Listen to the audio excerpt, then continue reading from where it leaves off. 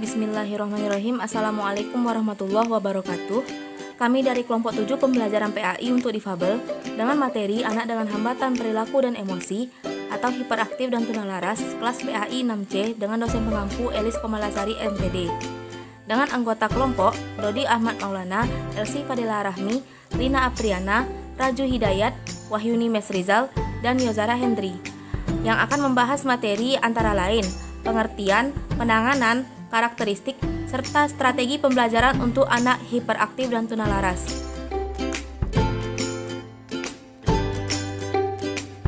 Baiklah, saya Dodi Ahmad Maulana dengan NIM 1830101123 akan menjelaskan materi tentang pengertian anak dengan hambatan perilaku atau biasa disebut dengan anak hiperaktif dan anak dengan hambatan emosi atau biasa disebut dengan anak tunalaras.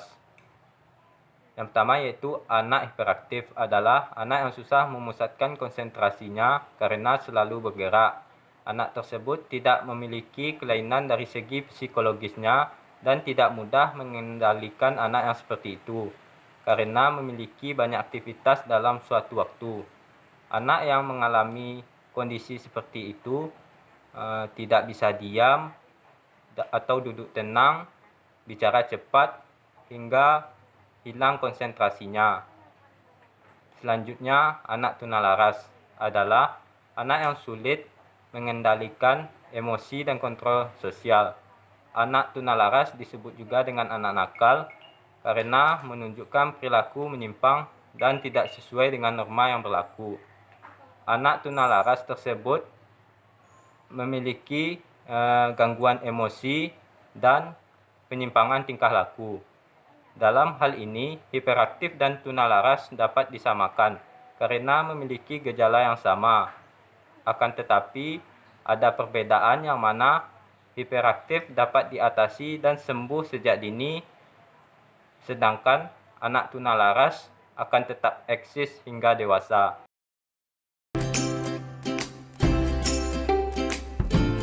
Baiklah, saya Elsi Fadila Rahmi, NIM 1830101126. Di sini saya akan menjelaskan bagian B yaitu tentang karakteristik anak dengan hambatan perilaku dan emosi. Bagian pertama tentang anak dengan hambatan perilaku atau hiperaktif.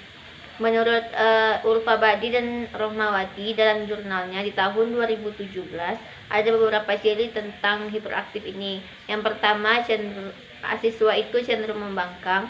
Yang kedua, mudah terangsang emosi atau mungkin bisa disebut juga suka amarahnya gitu. Yang ketiga, sering melakukan tindakan agresif, merusak serta mengganggu. Yang keempat, sering bertindak melanggar hukum atau norma sosial. Dan yang kelima, cenderung prestasi belajar dan motivasi belajarnya itu rendah dan juga sering bolos dan jarang masuk ke sekolah. Baiklah, saya Lina Apriana, NIM 1830101134.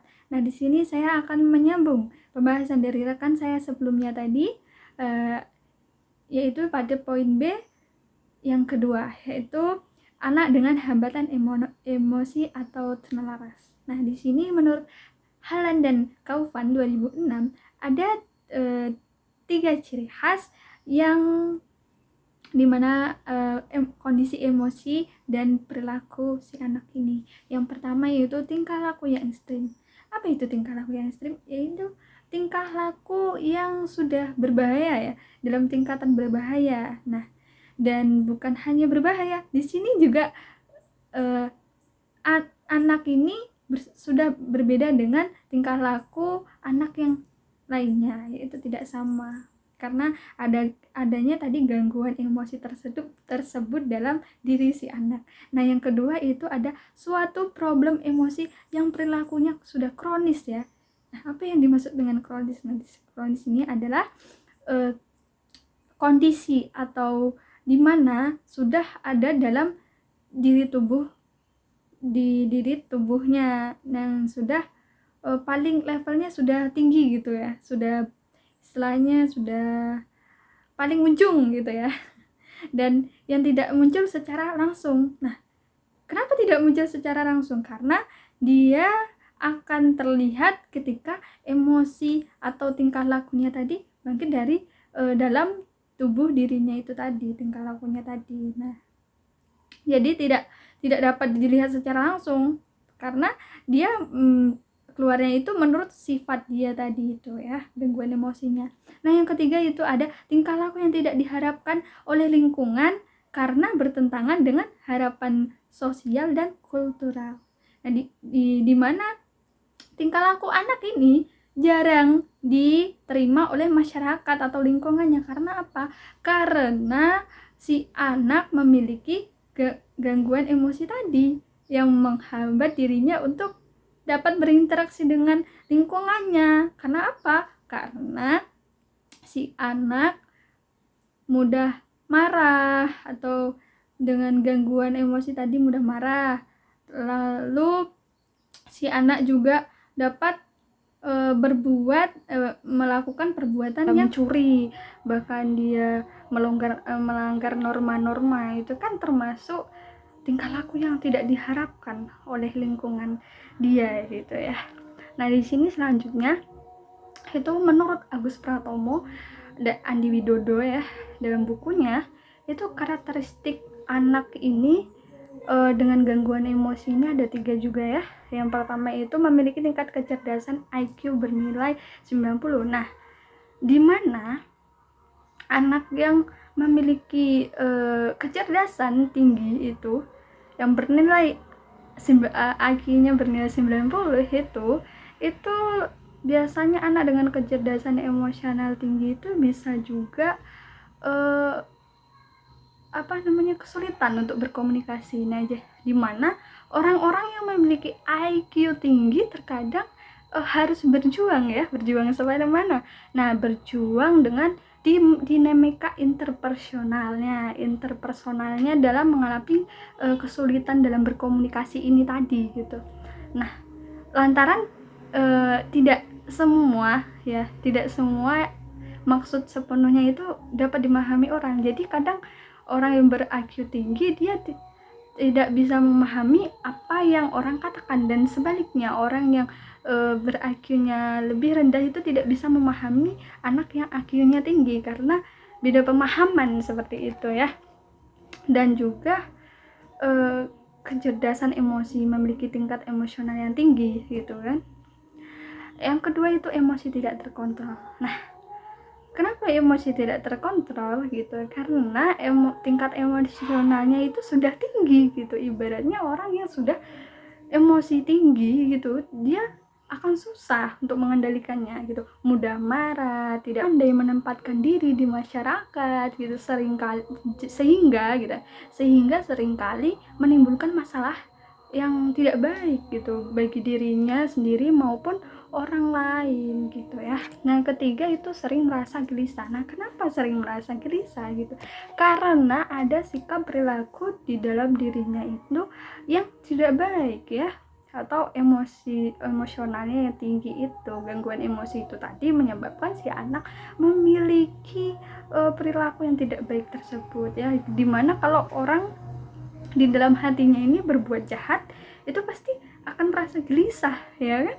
Iya, nah jadi begitu. Nah, dari kesimpulan tadi di atas itu karakteristik anak dengan hambatan emosional itu yaitu yang pertama, memiliki problem emosi yang kronis. Nah, di mana problem emosi kronis ini artinya sudah mencapai level yang berlebihan ya.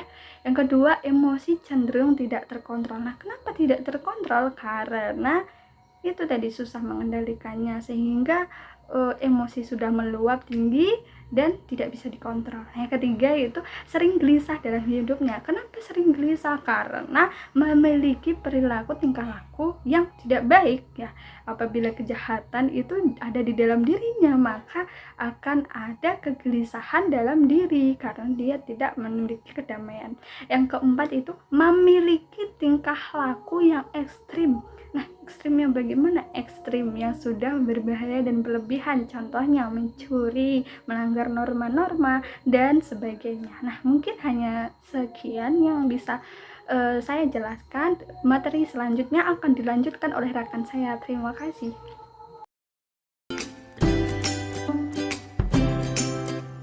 Baiklah, saya akan melanjutkan penyampaian dari teman saya, yaitu pada bagian C, hal-hal yang dapat kita lakukan untuk penanganan anak yang mengalami hambatan perilaku dan emosional. Yang pertama, untuk anak yang mengalami hambatan perilaku, hal-hal yang dapat kita lakukan yaitu memperbaiki lingkungan si anak. Nah, di sini lingkungan yang dimaksud adalah lingkungan pertemanan atau persahabatan si anak tersebut. Apakah pertemanan atau persahabatannya itu cocok dengannya atau tidak? Apakah nanti berpengaruh terhadap perilaku si anak tersebut? Orang tua dapat berperan dalam hal ini. Selanjutnya, melakukan pengobatan medis atau rehabilitasi. Rehabilitasi dapat dilakukan dengan check up ke dokter dengan melihat bagaimana perkembangan perilaku anak tersebut dari hari ke hari atau minggu ke minggu. Nanti dokter dapat melakukan beberapa pengobatan atau memberikan obat-obat yang dapat membantu pemulihan si anak. Selanjutnya yaitu menekankan rasa cinta dan kepercayaan. Nah, di sini dalam proses mengasuh anak, orang tua dapat memberikan penekanan terhadap si anak bahwasanya dia dapat melakukan hal tersebut dengan memberikan sebuah kegiatan atau pekerjaan yang nantinya orang tua bisa menekankan bahwasanya dia dapat melakukan pekerjaan ini dengan memberikan beberapa motivasi yang baik. Selanjutnya itu mengubah pola asuh.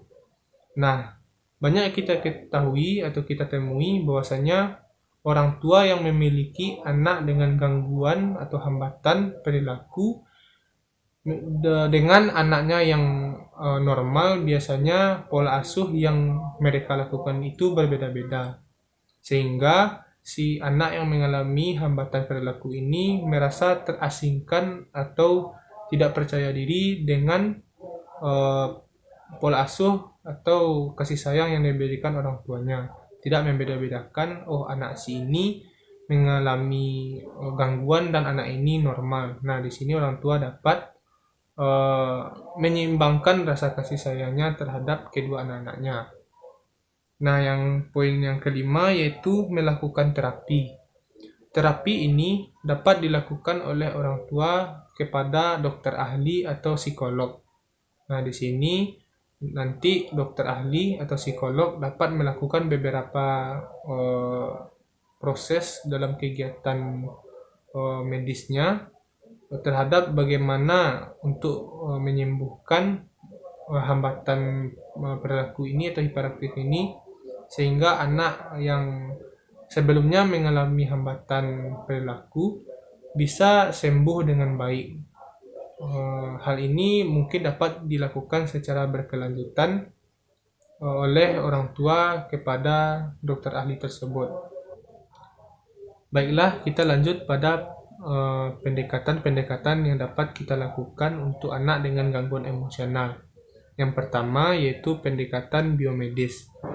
Bisa disebut juga dengan terapi kedokteran atau pemberian obat-obatan yang dapat nanti dilakukan oleh dokter untuk mengurangi dan menanggulangi kelainan yang dialami oleh si anak.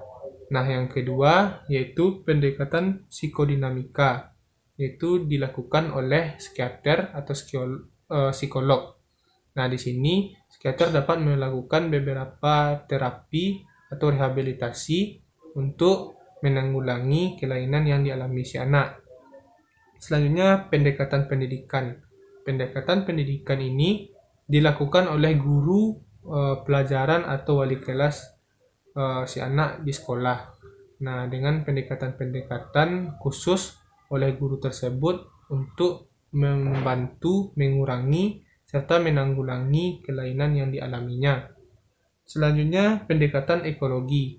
Nah, di sini tidak jauh berbeda dengan anak dengan gangguan hiperaktif tadi, bahwasanya orang tua juga dapat memperbaiki lingkungan pertemanan atau persahabatan si anak.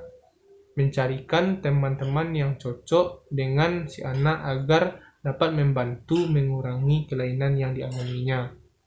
Demikian, terima kasih.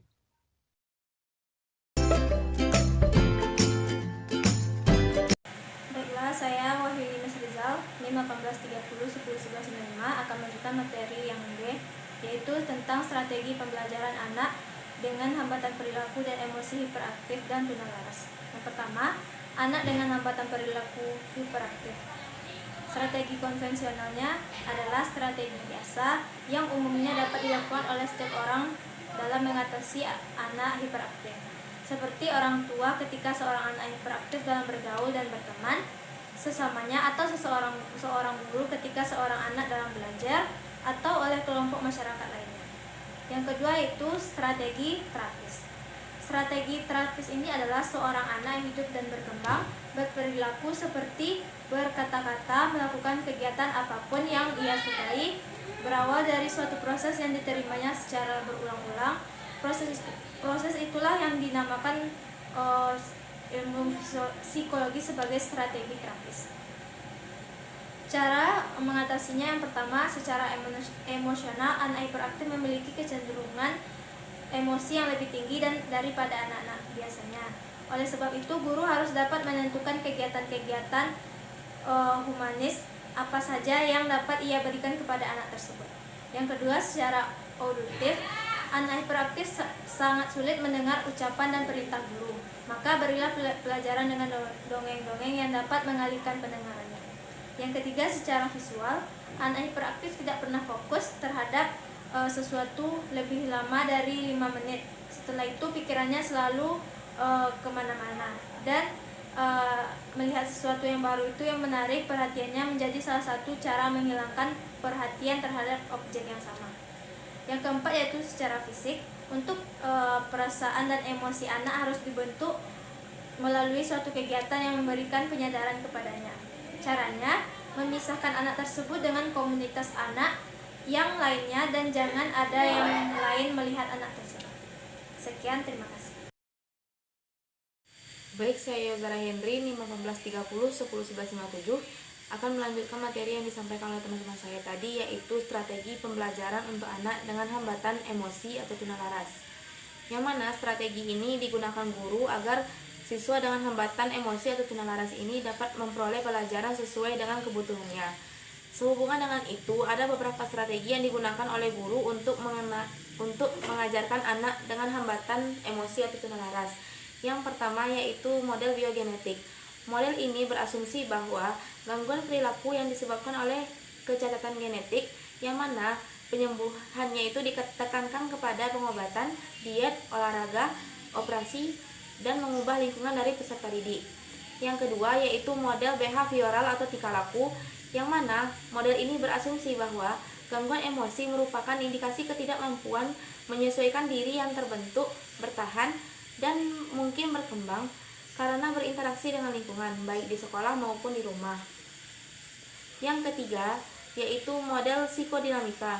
Model ini berpandangan bahwa perilaku menyimpang atau gangguan emosi itu disebabkan oleh gangguan atau hambatan yang terjadi di dalam proses perkembangan kepribadian karena berbagai faktor sehingga kemampuan yang diharapkan sesuai dengan usianya terganggu.